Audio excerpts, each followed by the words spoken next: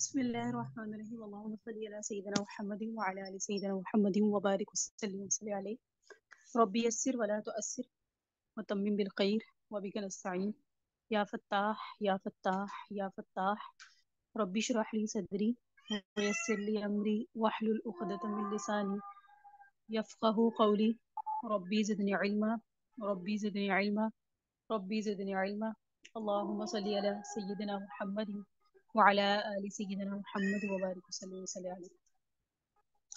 ہم نے جو حدیث پڑھنی ہے وہ حضرت انس رضی اللہ تعالیٰ عنہ سے ہے معارف الحدیث میں۔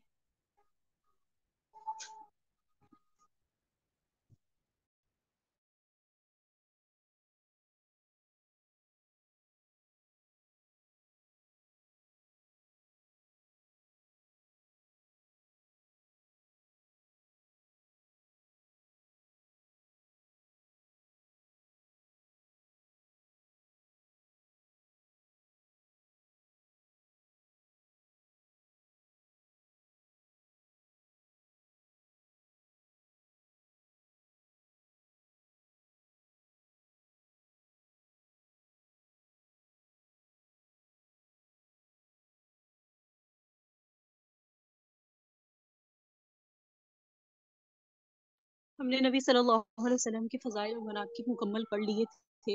آج ہم نے پڑھنا ہے نبی صلی اللہ علیہ وسلم کے اخلاق حسنہ۔ 140 ہے پیج نمبر معارف الحدیث کا۔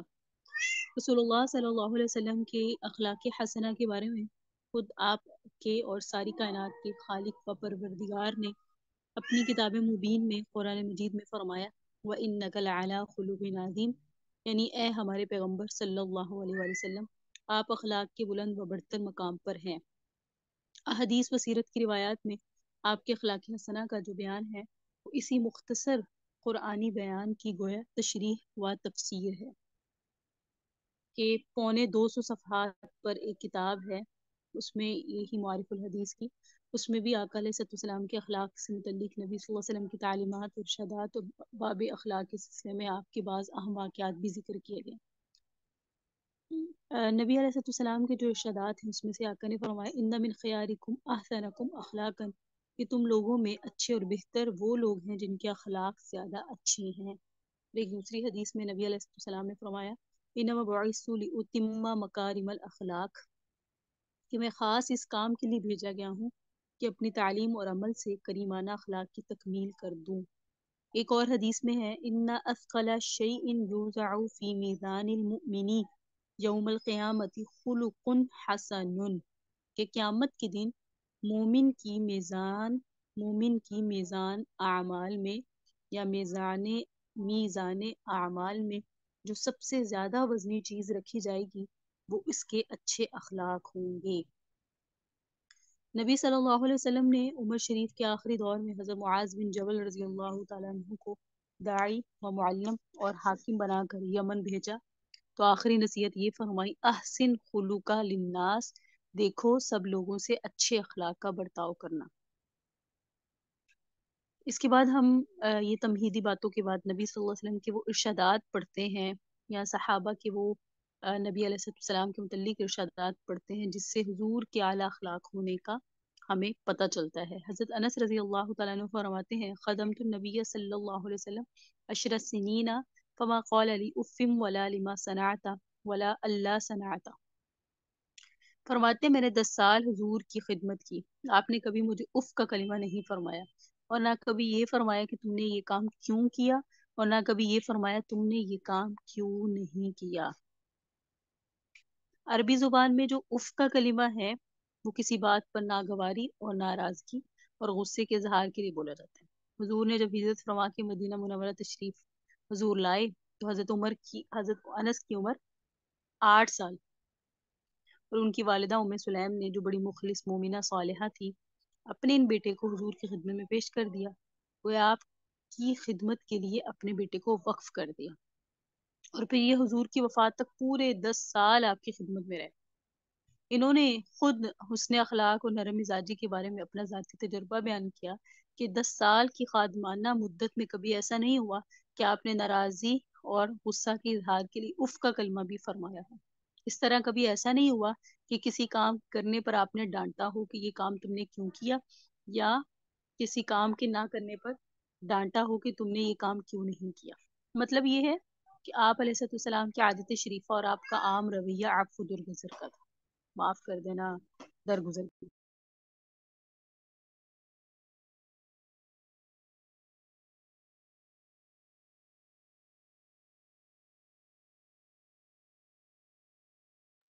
حضرت انس سے ہی روایت ہے، فرماتے ہیں كنت امشي مع رسول الله صلى الله عليه وسلم وعليه برد نجراني غليظ الخاشية فأدركه اعرابي فجبزه بردائه جوزة شديدة، کہ میں نبی علیہ السلام کے ساتھ چل رہا تھا، ایک نجرانی چادر اوڑے ہوئے تھے آپ صلی اللہ علیہ وسلم، جس کے کنارے موٹے تھے. چلتے چلتے ایک دیہاتی نے آپ کو پکڑا اور آپ کی چادر پکڑ کے زور سے کھینچا کہ آپ اس بدو کے سینے سے آ لگے. ورجع نبی صلی اللہ علیہ وسلم فی نہر العرابی حتی نظرت الى صفحة آتک رسول اللہ صلی اللہ علیہ وسلم قد اثرت بها حاشیة البرد من شدت جذبته. میں نے دیکھا کہ اس اعرابی دیہاتی کے زور سے چادر کھینچنے کی وجہ سے آپ کی مبارک گردن کی ایک طرف نشان پڑ گیا. ثم قال یا محمد مر بی من مال اللہ الذی عندک، اس نے کہا محمد حکم دو کہ وہ اس میں سے مجھ کو دیں، یعنی اے محمد تمہارے پاس جو اللہ کا مال ہے نا، تم اپنے آدمیوں کو حکم دو کہ وہ اس میں سے مجھے دیں. فالتفت الیہ رسول اللہ صلی اللہ علیہ وسلم ثم ضحک، اتنا سخت عمل کیا اس دیہاتی نے، لیکن اس کے جواب میں آپ نے صرف انہیں دیکھا. ثم ضحک، پھر آپ مسکرائے. ثم امر له باعطاء، اور پھر اس کو کچھ دینے کا حکم دے دیا.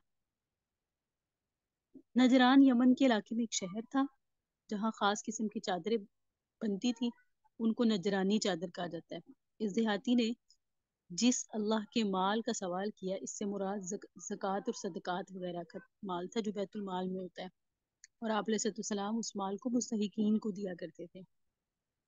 یہ بدو انتہائی درجے کا گوار تھا. اس وقت اس میں کسی اصلاحی بات کو قبول کرنے کی صلاحیت اور استعداد نہیں تھی، اس لیے آپ نے اس کو سزا یا تنبیہ درکنار کوئی نصیحت کی بات بھی نہیں فرمائی.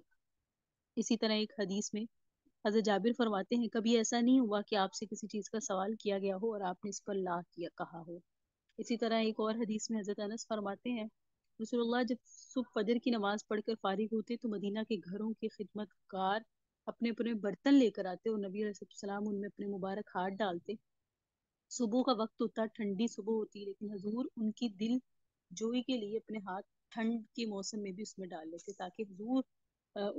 تاکہ وہ خوش ہو جائیں. اسی طرح ایک روایت میں سیدہ عائشہ فرماتی ما ضرب رسول اللہ صلی اللہ علیہ وسلم شیئا قط بیدہ ولا امرا ولا خادمہ، حضور نے کبھی کسی کو اپنے ہاتھ سے نہیں مارا، نہ کسی عورت کو نہ کسی خادم کو. البتہ جہاد فی سبیل اللہ کے سلسلے میں ضرور ایسا ہوا، اور کبھی ایسا نہیں ہوا کہ کسی شخص کی طرف سے آپ کو تکلیف پہنچانے کی کوئی حرکت کی گئی ہو تو آپ نے اس سے انتقام لیا ہو. ٹھیک ہے، بلکہ آپ اللہ کے لیے معاف کر دیتے تھے. لیکن جب اللہ کی دین میں کوئی نقصان کرتا تھا کوئی شخص تو پھر اسے مجرم کو جیسے سزا دلوائی جاتی ہے اسے سزا بھی دیتے تھے.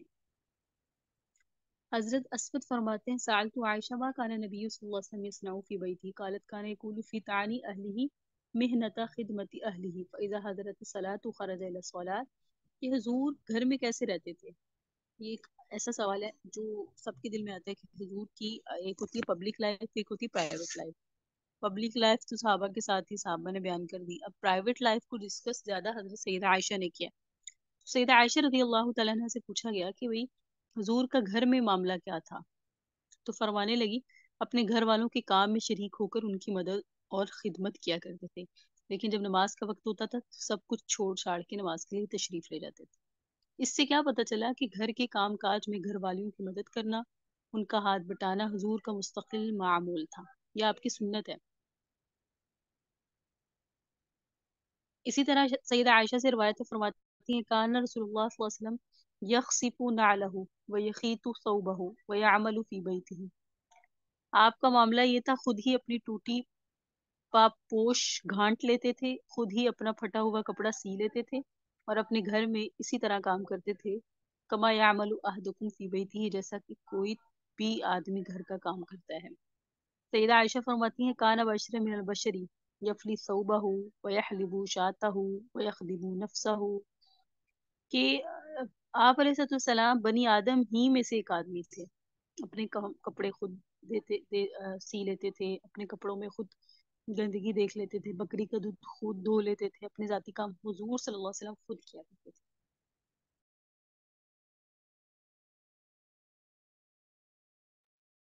اسی طرح ایک موقع پر سیدہ عائشہ رضی اللہ تعالیٰ عنہ فرماتی ہیں حضور تم لوگوں کی طرح روانی اور تیزی سے گفتگو نہیں فرماتے تھے بلکہ ٹھہر ٹھہر کے گفتگو فرمایا کرتے تھے۔ یہ بھی حضور صلی اللہ علیہ وسلم کا اخلاق ہے تاکہ تعلیم اور تفہیم سمجھا سکیں کہ بات کو ٹھہر ٹھہر کے کیا جائے اور ساتھ میں اس انداز سے کیا جائے کہ دوسرا اس بات کو عام سمجھے اور یاد کر سکے، سمجھ سکے اور اس کو بات کی مراد سمجھ آئے۔ اسی طرح حضرت جابر بن سمرہ حضور صلی اللہ علیہ وآلہ وسلم کے اخلاق کے متعلق بیان فرماتے ہیں قال کان رسول اللہ صلی اللہ علیہ وسلم طویل الصمت، حضور کی خاموشی طویل ہوا کرتی تھی۔ بہت اہم بات ہے، مطلب یہ ہے کہ آپ تعلیم و تربیت جیسی کسی ضرورت ہی سے گفتگو فرماتے تھے، اگر کچھ فرمانے کی ضرورت نہ ہوتی تو آپ خاموش ہی رہتے۔ اور حضور نے ایک جگہ ارشاد فرمایا جو شخص اللہ اور یوم آخرت پر ایمان رکھتا ہے اس کو چاہیے اچھی طرح بات کرے ورنہ خاموش رہے۔ تو پتہ چلا خاموشی کیا ہے، عبادت ہے۔ پھر ہم نے حضور پاک صلی اللہ علیہ وسلم کی وفات اور مرض وفات کی متعلق تفصیلات پڑھی کہ آقا کی جب آخری وقت آیا تو نبی علیہ السلام نے شہدائے بدر کی قبروں پر تشریف لے گئے نبی صلی اللہ علیہ وسلم، اور حضور صلی اللہ علیہ وسلم نے ان کو سلام کیا اور صحابہ سے مخاطب ہو کر فرمایا میں تمہارے آگے فرد کی طرف جانے والا ہوں۔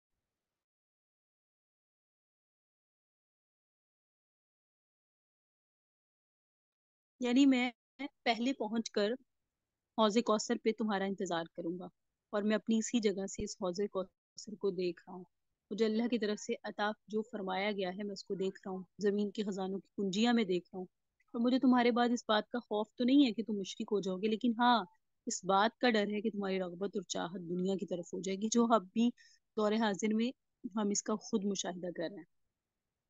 اسی طرح حضرت ابو سعید خدری سے روایت فرماتے ہیں حضور صلی اللہ علیہ وسلم ایک دن منبر پر تشریف لائے، آپ نے صحابہ کرام سے ارشاد فرمایا اللہ تعالیٰ نے تمہارے اپنے بندے کو اختیار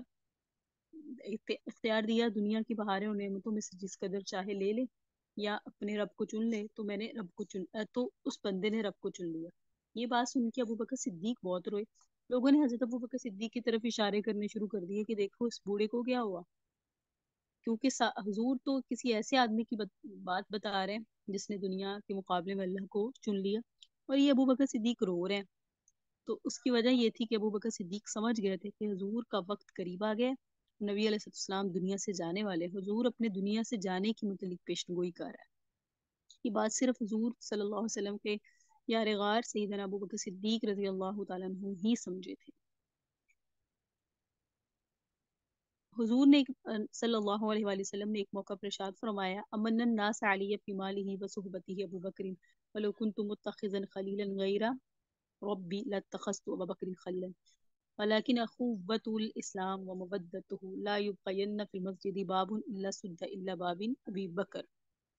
لوگوں میں سے جس شخص نے میرے ساتھ سب سے زیادہ حسن سلوک کیا اپنے مال سے اپنی صحبت سے وہ ابو بکر ہے، اور اگر میں اپنے پروردگار کے سوا کسی کو خلیل بناتا تو ابو بکر کو بناتا، لیکن اسلامی اخوت اور مودت کا خاص تعلق ابو بکر سے ہے۔ مسجد میں کھلنے والے سب دروازے بند کر دیے جائیں سوائے ابو بکر کے دروازے کے، بس اسی کو باقی رکھا جائے۔ حضور حل جزاء الاحسان الا الاحسان، اللہ تعالیٰ فرماتے ہیں نا احسان کا بدلہ نہیں ہے مگر احسان۔ حضور نے فرما دیا کہ دیکھو ابو بکر نے میرے پہ احسان کیے ہیں تو میں ابو بکر پہ یہ احسان کرنے لگا ہوں کہ مسجد نبوی میں جتنے بھی حجرے دروازے گھروں کے کل تھے وہ سارے بند کر دیے جائیں گے سوائے ابو بکر کے، لیکن حضور نے وضاحت کر دی کہ یہ ابو بکر کے احسان کا بدلہ پھر بھی نہیں ہے، جتنے احسانات ابو بکر کے میرے پہ ہیں یہ ابو بکر کے احسان کا بدلہ پھر بھی نہیں ہے۔ سیدہ عائشہ صدیقہ فرماتی ہیں قال رسول اللہ صلی اللہ علیہ وسلم فی مرضه الذي لم يكن منه لعن الله اليهود والنصارى اتخذوا قبور ابنیائهم مساجد، وقال عائشہ لولا ذلك لابرزوا قبره خشیہ ان يتخذ مسجد۔ سیدہ عائشہ صدیقہ سے روایت ہے حضور نے اپنے اس مرض میں جس سے آپ صحتیاب نہیں ہوئے ارشاد فرمایا یہود و نصارہ پر خدا کی لعنت ہو، انہوں نے اپنے نبیوں کی قبروں کو سجدہ گاہ بنا لیا، सैयदा सिद्दीका ने फरमाया कि अगर आपने ये फरमाया ना होता कि मैं आपकी कब्र को अगर आप अलैहिस्सलाम ने ये फरमाया ना होता तो मैं आपकी कब्र मुबारक को खोल देती। आपको खतरा था कि आपकी कब्र मुबारक को भी इस तरह सजदागाह ना बना लिया जाए जिस तरह यहूद और नसारा ने अपने नबियों की कब्रों को सजदागाह बना लिया। ये अहम चीज़ है, इसको समझ लीजिए। बाज़ रिवायात से ये मालूम होता है कि नबी अलैहिस्सलाम ने ये बात भी इसी खिताब में फरमाई थी जो आपने वफात से 5 दिन पहले मस्जिद में मिंबर पर रौनक अफरोज होकर फरमाया था, जो अभी हमने पीछे मैंने एक दफ़ा पिछले वाले इस्पाक की भी आपके सामने दोहराई कर दी क्योंकि आखिरी सबक चल रहे हैं हमारे, तो उससे मुताबिकत हो जाए। तो हमने पीछे हज़रत अबू सईद खुदरी वाली रिवायत पढ़ी थी कि हुजूर ने अपनी वफात से 5 दिन पहले मस्जिद नबवी में जो खुतबा फरमाया, आपने मर्ज की शिद्दत की हालत में जबकि आप अपने बिस्तर पर ही थे ये फरमाया था। करीने क्या सी ये बात आपने मर्ज की शिद्दत की हालत में बिस्तर पर फरमाई और मस्जिद के खिताब आम में भी, क्योंकि आपको इसकी गैर मामूली फिक्र थी कि मेरे बाद मेरे उम्मती मेरे कब्र के साथ वो मामला ना करे जो यहूद और नसारा ने अपने पैगम्बरों की कब्र के साथ किया है। इसकी वजह यह है कि वो खुदाबंदी लानत के मुस्तहिक हो गए हैं। आपको ये तो इत्मीनान था कि मेरी उम्मत बुत परस्ती जैसे शिरक में कभी मुब्तला नहीं होगी। इस इत्मीनान का आपने इजहार भी फरमाया, लेकिन आपको ये खतरा था कि शैतान इनको मेरी मोहब्बत और ताज़ीम के हीला से इस शिरक में मुब्तला कर देगा कि वो मेरी कब्र को सजदा करने लगेंगे। इसलिए इस बारे में आपने बार बार और मुख्तलिफ मौक़ों पर और मुख्तलिफ उन्वानों से तंबीह फरमाई और ख़ास कर मर्ज़ वफ़ात में आपने इसका ज़्यादा अहतमाम फरमाया। मेरी बात मेरी कब्र को सजदागाह मत बनाना। सईदा आयशा सिद्दीक़ा रज़ी अल्लाह तआला अन्हा फरमाती हैं काला रसूलुल्लाह सल्लल्लाहु अलैहि वसल्लम फी मरज़िही उदई ली अबा बकरिन अबाका व अखाका हत्ता उक्तबु किताबन फ़इन्नी ख़ाफ़ु अन यतमन्ना मुतमन्निन फ़यक़ूलु क़ाइलुन अना औला व याबल्लाहु वल मुमिनूना इल्ला अबा बकर। बड़ी खूबसूरत और अहम हदीस है। हजूर ने अपने मर्ज में सईदा आयशा फरमाती है मुझसे फरमाया कि अपने वालिद अबू बकर को और अपने भाई अब्दुर्रहमान को मेरे पास बुला लो ताकि मैं एक वसीयतनामा लिख दूं जिस पे लिख दूं कि ये अबू बकर जो है खलीफा है। मुझे क्योंकि खतरा है कोई तमन्ना करने वाला तमन्ना करे और कोई कहने वाला कहे कि मैं ज्यादा मुस्तहिक हूँ और अल्लाह और मोमिनीन अबू बकर के सिवा किसी को कबूल नहीं करेंगे। अल्लाह और मोमिनीन नहीं कबूल करते। इससे पता चला अगर कोई दुनिया में कबूल नहीं करता सैयदना अबू बकर सिद्दीक की खिलाफत को तो वो मोमिन नहीं है। सईदा आयशा फरमाती हैं कि मैं रसूलुल्लाह ने अपने मर्ज़ वफ़ात में साहिबजादी हज़रत फ़ातिमा को बुलाया, कुछ बात की जिससे वो रोने लगी, फिर कोई बात की जिससे हंसने लगी। जब हुजूर दुनिया से तशरीफ़ ले गए तो मैंने सईदा फ़ातिमा से इसके मुतल्लिक पूछा तो उन्होंने कहा पहले हुजूर ने मुझे ये कहा कि तुम्हारे बाबा जाने की आखिरी तकलीफ है, जिससे मैं रोने लगी। यानी मैं समझ गई कि हुजूर की दुनिया से रुखसती का वक्त करीब आ गया। फिर हजूर ने मुझे करीब करके फरमाया और हजूर मेरे साथ मेरे घर वालों में से सबसे पहले मिलने वाली भी आप होंगी। तो इस बात पे मैं मुस्कुराई। इसीलिए सईदा फातिमा रजी अल्लाह तआला अन्हा का विसाल हुजूर सल्लल्लाहु अलैहि वसल्लम के विसाल के 6 माह बाद हो गया था। और हुजूर इसकी पेशनगोई फरमा के चले गए थे।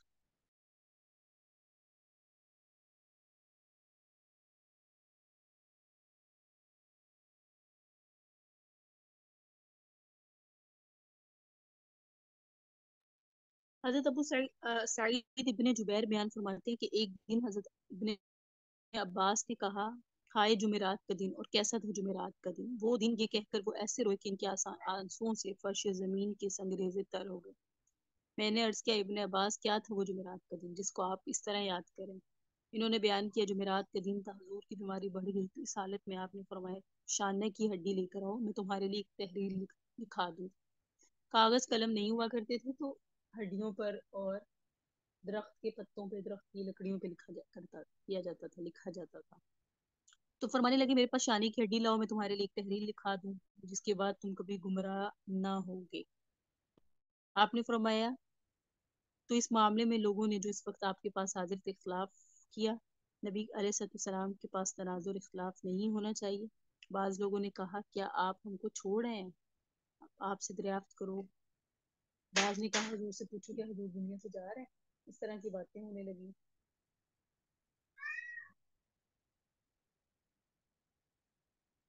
सही।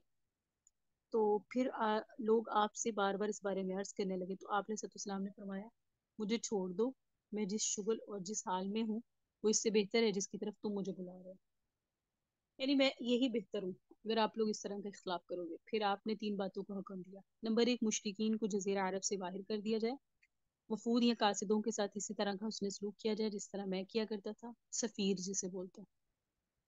तीसरी बात के बारे में साइद बिन जुबैर कहते हैं मैं भूल गया हूँ वो तीसरी बात क्या थी।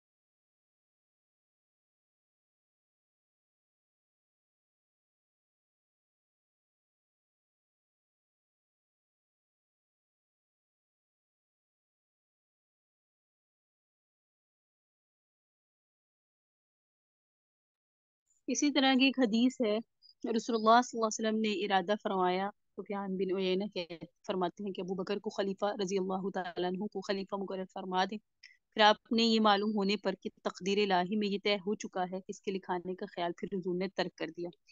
यानी मैं ना भी लिखूं, अल्लाह ने तो फैसला कर दिया है कि अबू बकर को खिलाफत मिलेगी, इसलिए हुजूर ने बाद में लिख कर नहीं दिया।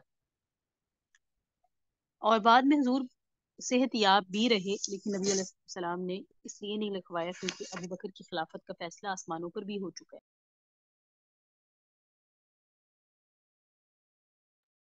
हजरत अनस बिन मालिक रजी अल्लाह तआला अन्हु से रवायत है कि पीर के दिन यानी जिस रोज हुजूर की वफात हुई, इस पीर के दिन मुसलमान फजर की नमाज अदा कर रहे थे और अबू बकर सिद्दीक इमामत की हैसियत से नमाज पढ़ा रहे थे कि अचानक रसूलुल्लाह सल्लल्लाहु अलैहि वसल्लम ने अपनी कयामगाह हजरत आयशा के हुजरा का पर्दा उठाकर उन पर नजर डाली, जबकि वो सफ़ों में खड़े हुए नमाज अदा कर रहे थे। ये मंजर देखकर आपने तबस्सुम फरमाया, चेहरा मुबारक पर हंसी के आसार जाहिर हो गए। आप पर जब हजरत अबू बकर सिद्दीक की नजर पड़ी तो इन्होंने ख्याल किया कि हुजूर नमाज के लिए तशरीफ लाना चाहते हैं। वो पीछे हटने लगे ताकि मुक्तदियों की सफ में शामिल हो जाए। रसूलुल्लाह के चेहरा मुबारक को देखकर फरते मुसर्रत से मुसलमानों का हाल ये हुआ कि वो नमाज की नीयत तोड़ देने का इरादा फरमाने लगे। तो हुजूर ने हाथ से इशारा फरमाया कि तुम लोग अपनी नमाज पूरी करो। फिर आप हुजरा के अंदर तशरीफ ले गए और आपने दरवाजे का पर्दा गिरा दिया। हज़रत अब्दुल्ला बिन अब्बास की रवायत में है कि हज़रत अली मुर्तज़ा के एक बयान की तशरीह के सिलसिले में ये बात पहले जिक्र की जा चुकी है कि जिस रोज़ आका की वफ़ात हुई उस दिन सुबह को आपकी हालत बज़ाहिर बहुत अच्छी और काबिल इत्मीनान हो गई थी। हज़रत अनस की इस हदीस से इसकी पूरी तायद भी हो रही है कि आप खुद उठकर हुजरे के दरवाजे पर तशरीफ लाए, पर्दा उठाकर देखा, सहाबा को सफ बस्ता नमाज अदा करते हुए देखकर आपको गैर मामूली खुशी हुई, चेहरा मुबारक खिल गया। जब अबू बकर सिद्दीक रजी अल्लाह तआला अन्हु अपनी जगह से पीछे हटने लगे और खतरा पैदा हुआ कि लोग फरते मुसर्रत से नमाज की नीयत ना तोड़ दें, तो आपने हाथ के इशारे से फरमाया, आप लोग जिस तरह नमाज पढ़ रहे हैं इसी तरह अबू बकर की इक्तदा में नमाज पूरी करें। इस सुबह को हुजूर की तबीयत बज़ाहिर इतनी अच्छी हो गई थी कि अबू बकर सिद्दीक मुतमईन होकर अपने मकान सख्त तशरीफ ले गए, जो मस्जिद शरीफ से खासे फासले पर था। सईदा आयशा से रवायत है कि रसूलुल्लाह सल्लल्लाहु अलैहि वसल्लम का मामूल था जब आप मरीज होते तो मुआवज़तैन पढ़कर अपने ऊपर दम करते और जिस्म मुबारक पर अपना हाथ फेरते।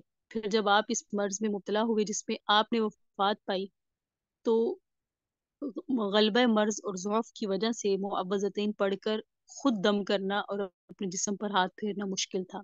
तो मैं ही वही मुअव्वज़तैन पढ़कर आप पर दम करती और खुद आपका दस्ते मुबारक आपके जिस्म पर फेर देती। हदीस में मुअव्वज़तैन से मुराद बज़ाहिर कुरान पाक की आखिरी 2 सूरतें सूरह फलक और सूरह नास हैं। हुजूर सल्लल्लाहु अलैहि वसल्लम अक्सर यही 2 सूरतें पढ़ के दम किया करते थे। इनके साथ वो दुआएं भी मुराद हो सकती हैं जिसमें हर तरह के अमराज और आफात और हर किस्म की शुरूर व बलियात से हिफाजत और पनाह मांगी जाती है। हजरत अबू मूसा अशअरी से रवायत है कि रसूलुल्लाह सल्लल्लाहु अलैहि वसल्लम मरीज हुए और फिर आपका मर्ज बढ़ गया। आपने फरमाया, मेरी तरफ से अबू बकर को हुक्म दो वो लोगों को नमाज पढ़ा दें। सैयदा आयशा ने अर्ज किया, वो रकीकुल कल्ब आदमी है, जब वो पढ़ाने के लिए आपकी जगह पर खड़े होंगे तो वो नमाज नहीं पढ़ सकेंगे, तो लोगों को किसी और को कहें। आपने हजरत आयशा को डांटते हुए फरमाया कि कअन्नकुन्न सवाहिबु यूसुफ, कि आप लोग ऐसे ही हो जैसे यूसुफ की साथी थी। फिर हजूर का कासिद हजूर का हुक्म लेकर हजरत अबू बकर सिद्दीक के पास आया और उनको पैगाम पहुंचाया। फिर इन्होंने हजूर की हयात मुबारका में लोगों को नमाज पढ़ाई।